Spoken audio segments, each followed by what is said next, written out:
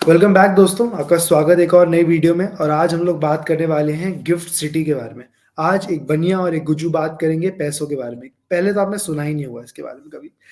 तो आज हमें एक हमारा गुज्जू भाई बताएंगे कि गिफ्ट सिटी कैसे बन रही है, आगे क्या-क्या प्रोस्पेक्ट्स है गिफ्ट सिटी के, और आगे क्या-क्या इन्वेस्टमेंट्स के लाइक होता है ना, लाइक ज़रिया बन सकते हैं आने वाले टाइम में इंडिया के लिए। तो मैं माइक दूँगा गुज्जू भाई को। गुज्जू भाई प्लीज़ स्टार्ट आपका तो प्रेडिक्शन। बेसिकली गिफ्ट सिटी है वो एक गुजरात का एक इम्पोर्टेंट सिटी है। स्मार्ट सिटी प्रोजेक्ट्स हमें शायद 2014-15 में सुना होगा, पर ये कंसेप्चुलाइज इसका कंसेप्चुलाइजेशन 2008 से हुआ है कि एक स्मार्ट सिटी के तौर पे एक ग्रीनफील्ड प्रोजेक्ट भी बनाया जाएगा। तो बेसिकली ग्रीनफील्ड प्रोजेक्ट यही होता है कि जो एक नई लैंड पे बनाया जाता है, और जो ब्राउनफील्ड प्रोजेक्ट्स होते हैं वो होता है कि जो ऑलरेडी अवेलेबल इंफ्रास्ट्रक्चर में उसमें कुछ डेवलपमेंट किया जाए, उसको ब्राउनफील्ड प्रोजेक्ट कहते हैं। पर ये ग्रीनफील्ड प्रोजेक्ट के तौर पे बनाया जाता है। तो बेसिकली गिफ्ट सिटी है क्या? तो गिफ्ट सिटी का फर्स्ट ऑफ ऑल हमें फुल फॉर्म जानना होता है। तो वो होता है Gujarat international financial tech city. और ये एक सेंट्रल बिजनेस डिस्ट्रिक्ट है। तो सेंट्रल बिजनेस डिस्ट्रिक्ट बेसिकली क्या होता है? तो सेंट्रल बिजनेस डिस्ट्रिक्ट जैसे लंदन है, जैसे सिंगापुर है, जहाँ पे इंटरनेशनल फाइनेंशियल ट्रांजेक्शन होते हैं, इंटरनेशनल ट्रांजेक्शन जो इजीली हो पाए, उसको कहते हैं सेंट्रल बिजनेस डिस्ट्रिक्ट।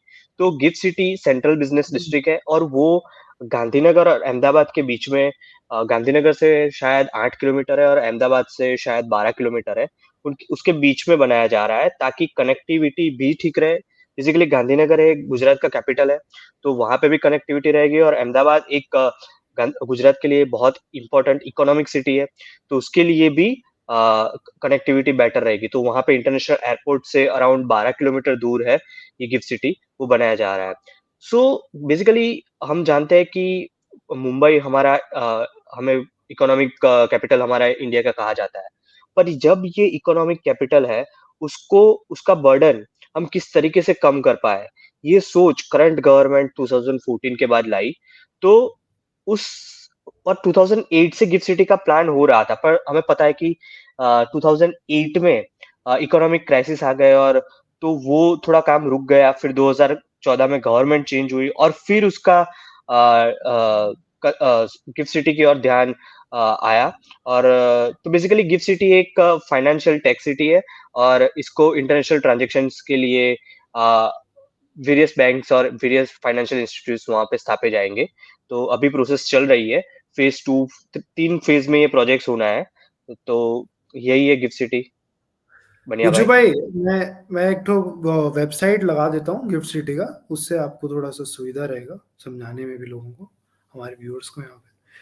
तो जैसे हम अभी देख सकते हैं कि होता है ना, जो गिफ्ट सिटी है उसका विजन काफ़ी क्लियर है। वो हमें ग्लोबल फाइनेंशियल हब बनाना है इंडिया में। और यही प्लान के साथ में गिफ्ट सिटी का प्रारंभ किया गया है। और गिफ्ट सिटी बेसिकली बहुत सारे एस्पेक्ट्स में भी काम करता है। जैसे होता है ना, आपका बैंकिंग हो गया, आपका जो आईएफएससी हो गया, बेसिकली होता है ना फाइनेंशियल सर्विसेज जितने भी है, वो सभी कुछ वहाँ रहेंगे। और आने वाले टाइम में ये सेगमेंट मेरे हिसाब से काफ़ी बड़ा बनते जाएगा। और जैसे आप देख रहे हैं कि डी डॉलराइजेशन हो रहा है, लाइक होता है ना वर्ल्ड अराउंड में। तो जब भी कहीं भी किसी को भी इन्वेस्ट करना होता है, वो हमेशा स्पेशल इकोनॉमिक जोन्स ढूंढते हैं, क्योंकि वहाँ पे एक अच्छा रेट में उनको उनका वैल्यू मिलता है।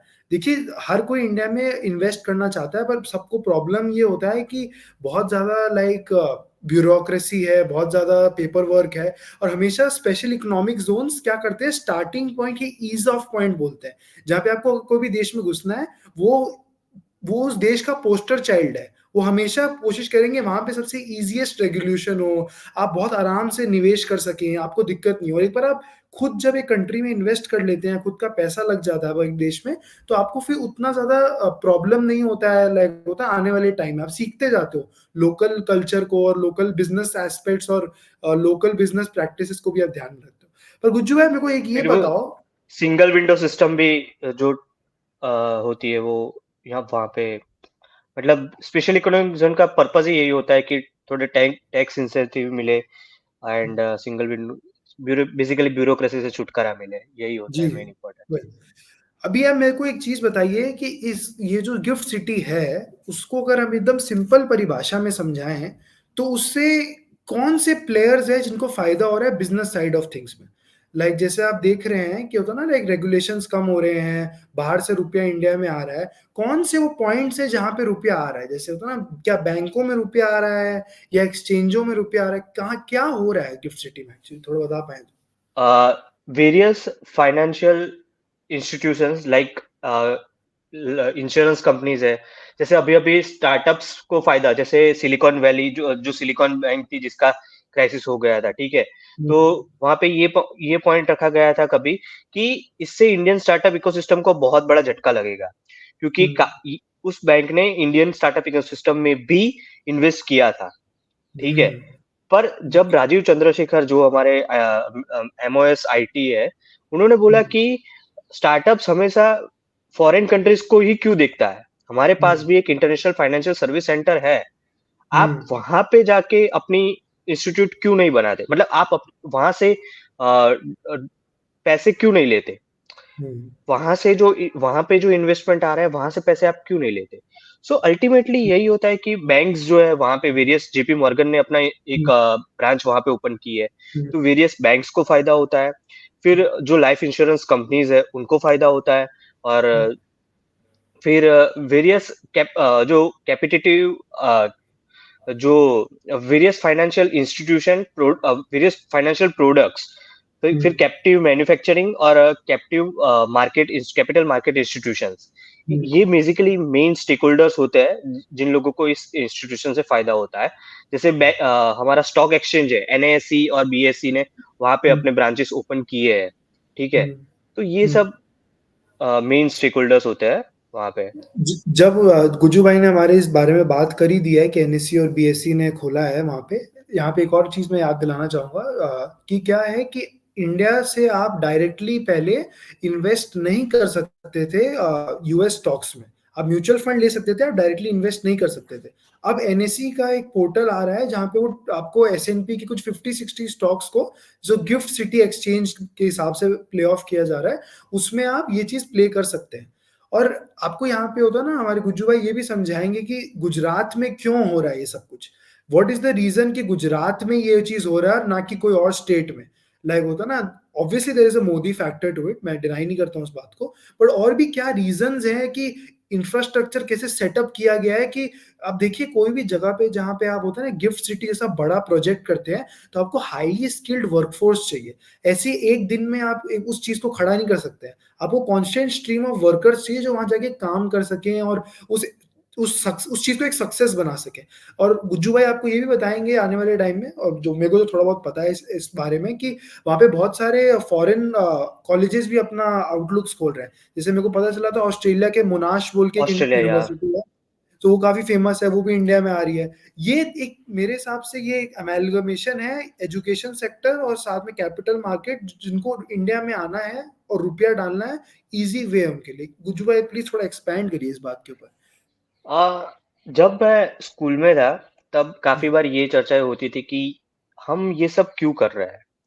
तब हमारे एक प्रोफेसर थे, उन्होंने बताया कि आ, लोग आपकी सिटी में या फिर आपके स्टेट में या फिर आपकी कंट्री में इन्वेस्ट क्यों करेंगे, यार वो लोग क्यों यहाँ पे आएंगे जब जब उनको कुछ, हर चीज प्रॉफिट पे चलती है, इजी ऑफ लिविंग पे चलती है, ठीक है। और जब वो आप बनिया और एक गुज्जू है। इंफ्रास्ट्रक्चर, हाँ, जब एक आप ऐसा इंफ्रास्ट्रक्चर खड़ा करेंगे कि जहां पे लोगों को लगेगा कि हाँ, मैं जिस जगह पे रह रहा हूँ वहां पे मुझे और मेरी फैमिली को भी बेनिफिट हो रहा है, और मैं इजी ऑफ लिविंग, मतलब जो, जैसे शुरू शुरू में, अब तो गैस सिलेंडर गुजरात में ऐसे नाबूदी हो गए हैं, अब तो गैस से पाइपलाइन आ रही है, फिर ये पे सॉलिड वेस्ट मैनेजमेंट, वहां पे जो कचरा आएगा वो डायरेक्टली, मतलब आप एक घर से, घर के बाहर आप डालोगे तो पाइपलाइन से डायरेक्टली कचरा सेग्रीगेट होने चला जाएगा। तो ये ऐसा इंफ्रास्ट्रक्चर खड़ा कर रहा है वहां पे, ये क्यों हो रहा है, इजी ऑफ लिविंग के लिए। और सेकंड, टैलेंट फोर्स की बात तुमने की, ठीक है। तो वहां पे पहले इंस्टीट्यूट्स बनाए गए थे, जैसे कि डीएडबल आईसीटी, जो एक आईसीटी डिग्री प्रोवाइड करती है, only university in the India में भी, कि जो ICT ICT information communication and technology की डिग्री प्रोवाइड करती है, और वो रिलायंस की इंडस्ट्री है, बहुत बड़ी इंस्टीट्यूशन, टॉप 100 या हम्म, और टॉप 150 में उसका नंबर आता है। प्लस अच्छा। आईआईटी गांधीनगर वहां पे स्थापित की गई। हम्म, फिर वेरियस स्किल इंस्टीट्यूट्स वहां पे बनाए गए। तो हम्म, ये एक टैलेंट पूल खड़ा कर दिया गया।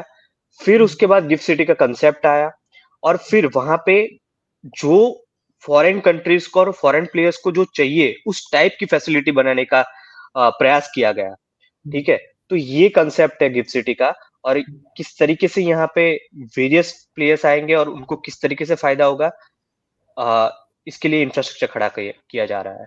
एक और चीज जो मेरे को पर्सनली ऐसा लगता है कि जिस वजह से गुजरात एक मेजर प्लेयर रहा है इस चीज में, आई थिंक ये मोदी जी का विजन पहले से ही था अपने स्टेट के लिए, अपने स्टेट अपैरेटस के लिए। और ये जोक की बात है, आप किस्मत की बात समझ लीजिए कि क्या है, वो स्टेट से सेंटर तक चले गए। बात क्या है, ये चीज कोई भी स्टेट में हो सकता था। बात क्या है, कोई भी स्टेट को खड़ा करने या कोई भी एक ऐसा गिफ्ट सिटी वाला प्रोग्राम को खड़ा करने के लिए टाइम लगता है। लाइक ट्रांचेस में बनता है वो, कोई वो एक 15-20 ईयर प्रोसेस है। आज लाइक प्रधानमंत्री 3 term, if I am not wrong, Gujarat में ऑलरेडी थे बिफोर सेंटर में आने से, इफ आई एम नॉट, 3 या 4 टर्म। गुज्जू भाई अगर थोड़ा करेक्ट कर दें। 2001 से वो आए थे। सो हाँ, अल्टीमेटली 3 हाँ, टर्म तो 3 टर्म एटलीस्ट हो तो ही थे। गए थे। मेरे हिसाब से 3 टर्म तो थे वो वहां पे ऑलमोस्ट। तो बेसिकली मेरा पॉइंट क्या, वो ऑलरेडी एक ढांचा बना हुआ था और उसके ऊपर बिल्ड करना इजी था। इसीलिए गुजरात एक मेजर और प्लेयर बन के आया सेगमेंट में। शायद मेन रीजन है कि जो दिमाग में रहता है कि गुजरात एक बिजनेस स्टेट है, तो हम्म, बिजनेस फ्रेंडली आइडियाज, जैसे टाटा का इशू हुआ था तो वहां पे एक न्यूज बन गई कि किस हम्म, तरीके से गुजरात एक बिजनेस फ्रेंडली स्टेट है। तो उसको एक बेस बनाया गया कि भाई आओ इन्वेस्ट करो, गुजरात एक फ्रेंडली स्टेट है, आपको एक दिन में जमीन मिल जाएगी, आपको उतने दिन में हम काम करवा देंगे, ब्यूरोक्रेसी जैसे। और मेन रीजन ये था कि वाइब्रेंट गुजरात करके एक बिजनेस समिट होती है। तो ये कंसेप्ट जो गिफ्ट सिटी का है वो सबसे पहले 2007 की वाइब्रेंट गुजरात में रखा गया था। हम्म, तो लोगों को बहुत सारे फॉरेन प्लेयर्स पहले से ही गुजरात में आते हैं ये वाइब्रेंट समिट में, और वो यस। देखते हैं, उनको ये एक शोकेस किया बहुत जाता है कि इम्पोर्टेंट है, ये एक बहुत इम्पोर्टेंट चीज है कि कोई भी आदमी ना जब कोई जगह में इन्वेस्ट करता है, वो एक दिन में इन्वेस्ट नहीं करता है उस जगह में। भले ही आज देखिए, आज चाइना डिक्लाइन में है और सब देख रहे हैं भारत की तरफ, ठीक है। पर आपको एक बात बहुत ध्यान रखना होगा कि कुछ कुछ स्टेट्स है जो भारत में भी होता है ना, लाइक लीडिंग स्पेस में है लेने के लिए इन्वेस्टमेंट। गुजरात एक है, महाराष्ट्र एक है, आजकल तेलंगाना भी एक है, तमिलनाडु भी फेमस है। पर तमिलनाडु बहुत ज्यादा लाइक कर्नाटक कार भी है। मेकर, कार मेकर और उस सेगमेंट में ज्यादा फेमस है। जबकि अगर आप गुजरात को देखेंगे ना, तो गुजरात मैन्युफैक्चरिंग और लार्जर स्केल में बड़ा एक प्लेयर बन रहा है। और जैसे आप महाराष्ट्र को देखेंगे तो महाराष्ट्र में हर एक चीज का एक मिक्स है। पर महाराष्ट्र में जो कि पॉलिटिकल टर्मोइल बहुत ज्यादा रहा है, तो लाइक होता है ना, लोगों को इन्वेस्टमेंट करने में थोड़ा सा हिचकिचाहट रहता है। Gujarat has been a very safe space, और इतने टाइम से कर रहे हैं ना, तो लोगों को पता है कि गुजरात में चीजों को कैसे किया जाता है। गुजरात में पब्लिक प्राइवेट पार्टनरशिप ना बहुत इजीली और बहुत अच्छे से मैनेज किया गया है।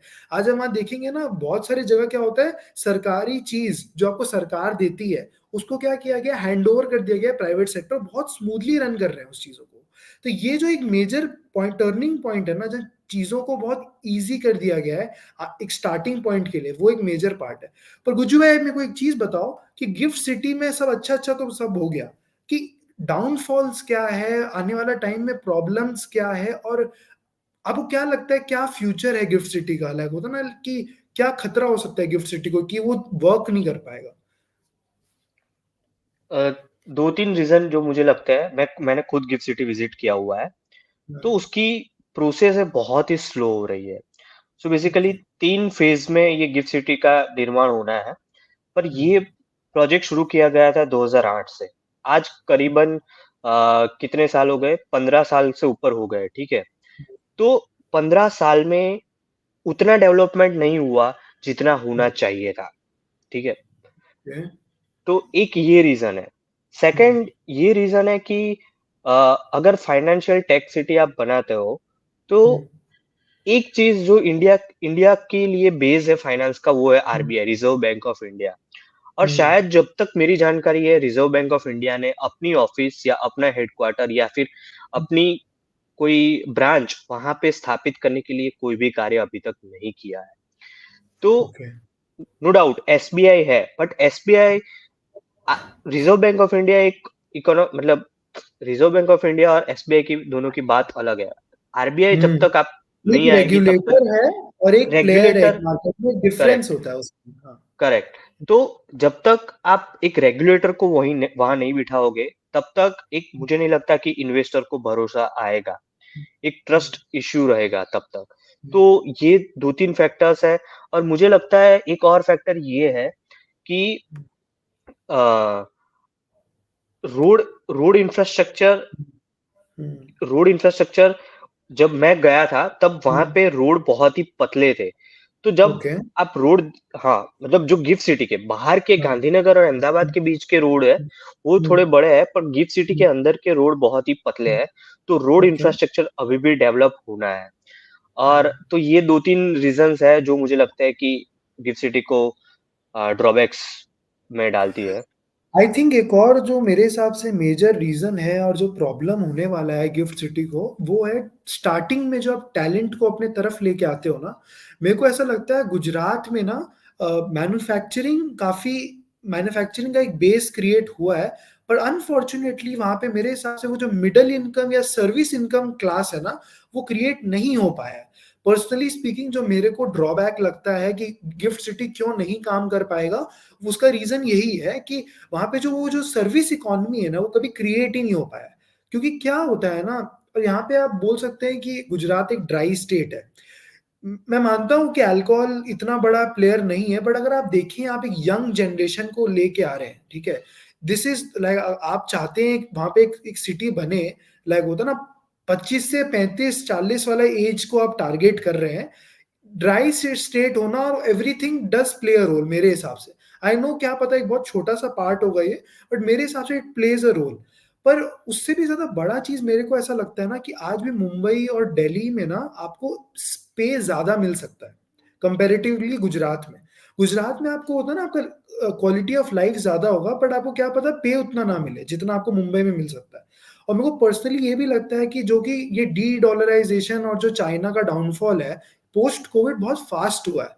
तो मेरे को लगता है जो गिफ्ट सिटी के का एक ढांचा बन गया है ना, वो उस पे आई थिंक अब बहुत ज्यादा इन्फ्लक्स होने वाला है पर्सनली स्पीकिंग। क्योंकि क्या था, लोग इंटरेस्टेड नहीं थे इंडिया में क्योंकि ब्यूरोक्रेसी वाला प्रॉब्लम था।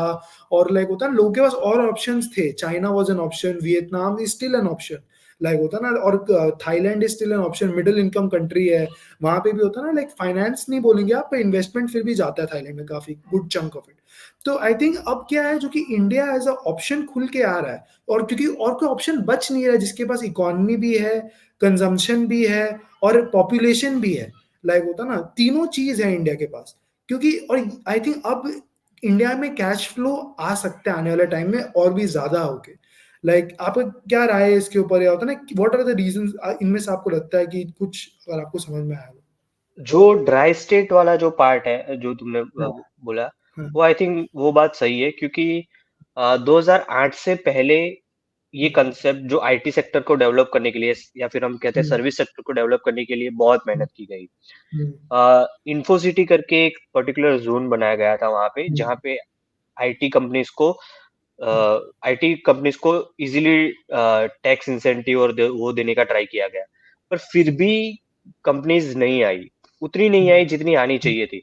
सिर्फ हम्म, टीसीएस है वहां पे जो एक हम्म, बड़ी कंपनी मानी जाती है। इन्फोसिस जैसी बड़ी कंपनी यहाँ अभी तक गुजरात में उन्होंने हम्म, कदम नहीं रखा है। तो हम्म, ये ड्राई स्टेट वाला फैक्टर है। पर मुझे लगता है कि गवर्नमेंट ऑफ गुजरात ट्राई कर रही है कि जो गिफ्ट सिटी का जो जोन है उसमें मतलब ड्राई स्टेट मतलब ओपन किया जाए अल्कोहल। हम्म, ये अभी उनके थॉट प्रोसेस में है। देखते हैं कि होता है कि नहीं, वो देखने की मेरे बात को पता रहेगी। नहीं था अगर ये जो है ऐसा हम्म, कुछ प्लान हो रहा हाँ, है, मेरे को ऐसी पर्सनली पता नहीं था। थॉट थॉट प्रोसेस में काफी न्यूज और वो सब आ रही क्योंकि थी कि जो क्योंकि क्योंकि अगर मैं हम्म, एक होता है ना यंग पर्सन के पर्सपेक्टिव से देखता हूँ ना, कि अगर मैं कहीं भी नौकरी करने जा रहा हूँ, मेरा डिस्पोजेबल इनकम ज्यादा है, तो मैं चाहूंगा मैं बाहर जाऊं, मैं चाहूंगा मैं चीजों को एक्सप्लोर करूं। और आप चाहें या ना चाहें, हम एक ऐसे युग में आ चुके हैं जहां पे होता है ना हमें बाहर जाना, और लाइक होता है ना अल्कोहल कंज्यूम करना या इन जनरल पार्टी करना, इसे चलन, ये एक चलन है, हम कितना भी डिनाई करें इसको, पर ये एक फैक्ट है, ये होता है। और जब भी आप कोई यंग पर्सन को बोलोगे कि आप ये मत करो वो मत करो, रिस्ट्रिक्ट करोगे, तो आदमी वहां नहीं जाना चाहेगा। आज भी अगर आप देखिए बैंगलोर लोग जाना पसंद करते हैं, जस्ट बिकॉज़ वहाँ पे लोग ये बोलते हैं work hard, party harder. Like वो work life Bangalore, balance Pune. Bangalore, Pune, like होता है ना, इवन मुंबई, लाइक वहाँ पे लोग पार्टी करते हैं क्योंकि वहाँ वर्क हार्ड करते हैं वो लोग। दिल्ली में भी अगर आप देखें, लाइक होता है ना, ये एक ट्रेंड मेरे को ऐसा लगता है, हम जो कि हम post independence this India experiment, हम वेस्टर्न आइडियोलॉजी से बहुत इन्फ्लुएंस हुए हैं, तो हमें वो पार्टी कल्चर अब इनबिल्ट हो गया है दिस जनरेशन। मेरे को नहीं लगता हमारे पहले वाला जनरेशन है वो इतना ज्यादा पार्टी करने में इंटरेस्टेड था जितना हम हैं, तो जितना हम बाहर जाते हैं, जितना हम स्पेंड करते हैं इकोनॉमी में, जितना हम कंज्यूम करते हैं। तो I think that is a major part. Wrap up करते हुए और फटाफट से गुज्जू भाई से मैं बोलूंगा कि होता ना, लाइक कि आपको क्या लगता है प्रिडिक्शंस गिफ्ट सिटी का आने वाला टाइम में, आपको क्या लगता है कि कब तक एक आपको दिखने लग जाए कि वो वर्क कर रहा है या नहीं कर रहा है, लाइक होता ना एक अल्टीमेटम टाइप ऑफ थिंग आपके हिसाब से? मुझे लगता है कि 2035 हम्म, 35 तक ये लगने लगेगा कि गिफ्ट सिटी एक फुल फॉर्म में, फुल फ्लेज तरीके से वर्क कर रहा है। ओके। देखते हैं। ये 2035 का आइडिया इसलिए है क्योंकि फेज 3 अभी बाकी है। फेज 3 इम्पोर्टेंट चीज होती है, क्योंकि वहां पे आपने एक ढांचा बना लिया है, ठीक है। अब ये ढांचे पे आपको काम करना है, तो वो 2035 तक लगेगा मुझे लगता है। और शायद अगर ये गवर्नमेंट ही कंटिन्यू करती है तो 30 तक भी हो सकता है। देखते हैं क्या ओके। होता है। ओके। तो उसी के साथ आज के वीडियो यहीं समाप्त करते हुए थैंक यू फॉर वॉचिंग, और आपसे फिर मिलेंगे एक और नई वीडियो में, और लाइक शेयर सब्सक्राइब करना मत